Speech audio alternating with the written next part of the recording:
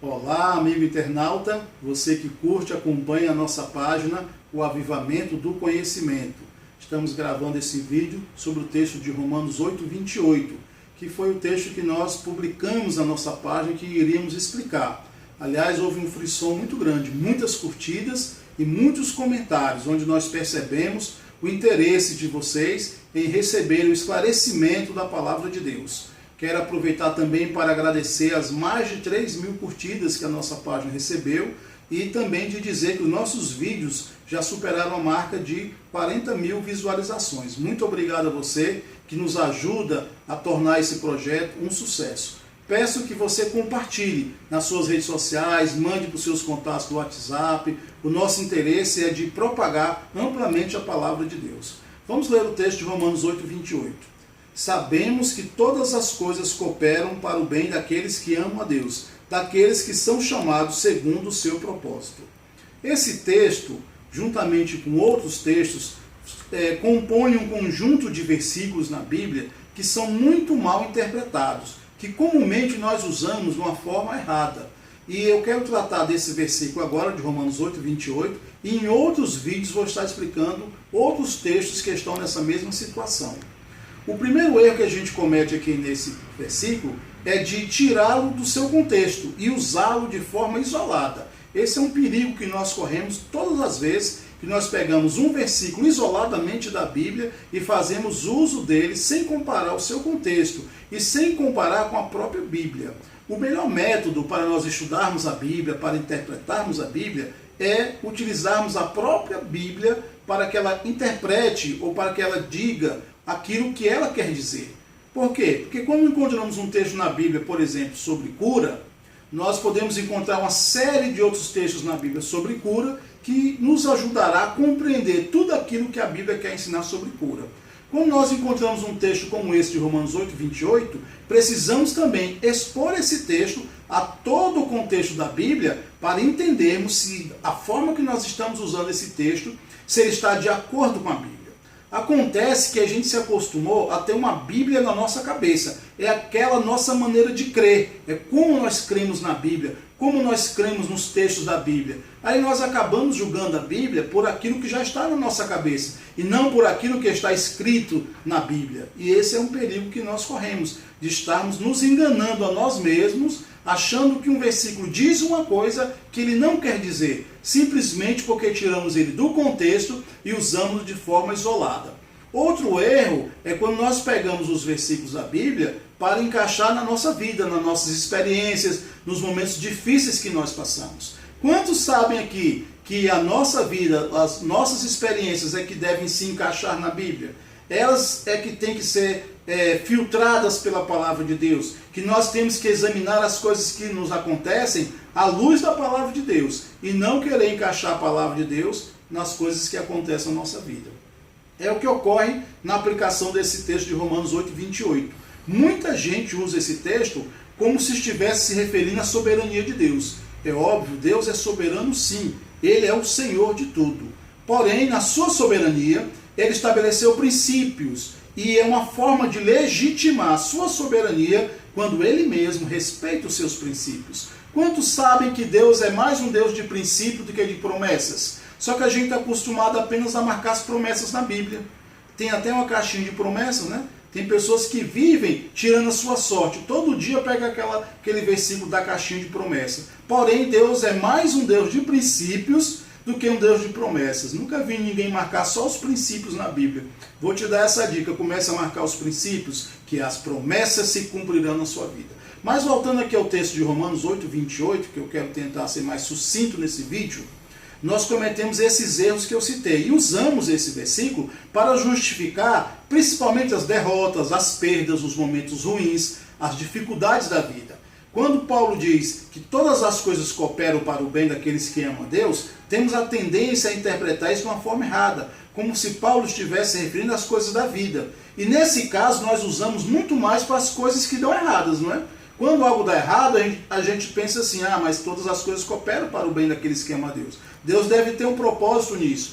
Quando nós não pensamos que o próprio Deus é que é o causador daquela desgraça na nossa vida, porque Ele quer nos ensinar algo que está oculto e em mistério e que nós não conseguimos entender agora o que Ele está ensinando, mas que depois nós vamos entender. Mas na verdade tudo isso faz parte de pensamentos errados que nós temos desse texto e da própria Bíblia. Por quê? É aquilo que eu falei agora há pouco. Temos já uma Bíblia na nossa cabeça, que é a forma que a gente crê, que tem que ser filtrada pela Bíblia que está escrita.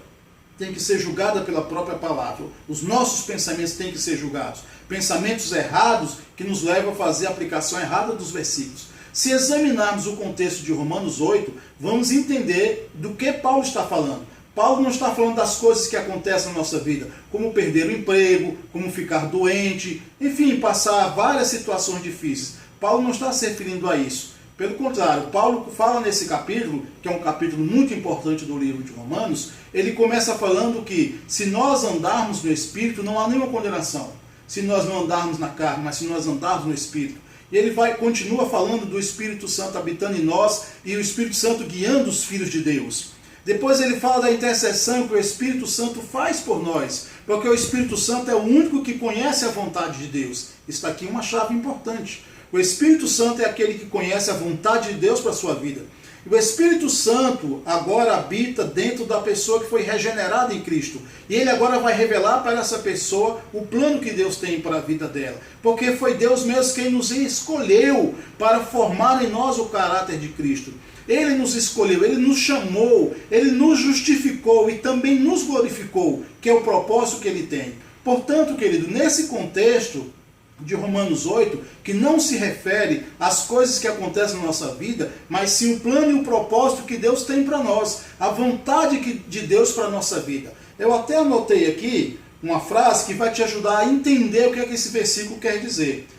Todas as coisas funcionam juntas para o bem daqueles que andam no novo nascimento espiritual, na nova natureza e não na carne, os quais, assim, permitem que o Espírito Santo, que é o único que conhece o plano de Deus para nós, ele possa prescrutar os nossos corações e interceder por nós, exatamente de acordo com a vontade de Deus para a nossa vida. Se nós andarmos na carne, irmãos, nós vamos semear na carne. Se nós andarmos no Espírito, vamos semear no Espírito. A Bíblia diz, tudo aquilo que o homem plantar, certamente colherá. Então, muitas coisas ruins que nós estamos experimentando, não é porque todas as coisas cooperam para o nosso bem, e sim porque nós andamos na carne. Então, aquelas coisas, elas são resultado ruim, negativo. Então, em vez da gente querer aplicar esse versículo a essas coisas, é muito mais proveitoso, às vezes, nos arrependermos de algo que nós fizemos, é muito mais proveitoso, às vezes, usarmos a autoridade do nome de Jesus para desfazer alguma obra do diabo que, porventura, esteja se levantando contra nós, ou simplesmente, às vezes, mudar a nossa atitude para que a nossa colheita também mude. Então não podemos dizer que Romanos 8:28 é uma consolação, é uma autorização, é uma sacramentação de Deus, que as coisas ruins é Deus quem está causando. Pelo contrário, a Bíblia diz em Tiago 1,17, toda boa dádiva, todo dom perfeito vem do alto, descendo do Pai das luzes, em quem não há mudança, nem sombra de variação. Então, queridos, não são as coisas que cooperam para o nosso bem. É Deus quem coopera para o nosso bem. As coisas podem ser boas ou más. Se forem más, se não estiverem de acordo com a palavra, nós temos que repreender. Nós temos que fazer aquilo que a palavra diz. Agora, no contexto de Romanos 8, se refere àquilo que o Espírito Santo conhece de nós, da vontade de Deus para a nossa vida, do propósito, do chamado que Deus tem para nós, de nos ter escolhido, de ter nos chamado, nos justificado e nos glorificado. E na medida que nós andamos no Espírito, na nova natureza, para cumprir a vontade que Deus tem para nós, então todas essas coisas espirituais cooperam para o nosso bem.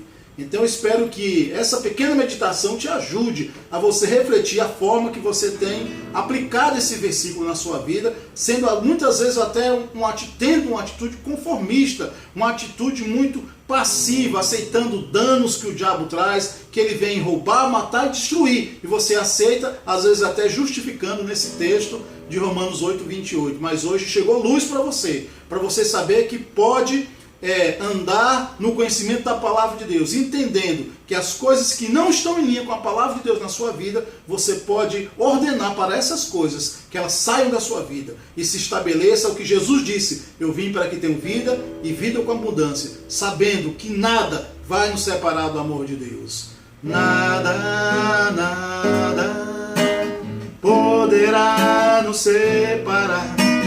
Nada, nada poderá nos separar do amor de Deus que está em Jesus Cristo, nosso Senhor. Está em Jesus Cristo, nosso Senhor. Seja abençoado com esse vídeo.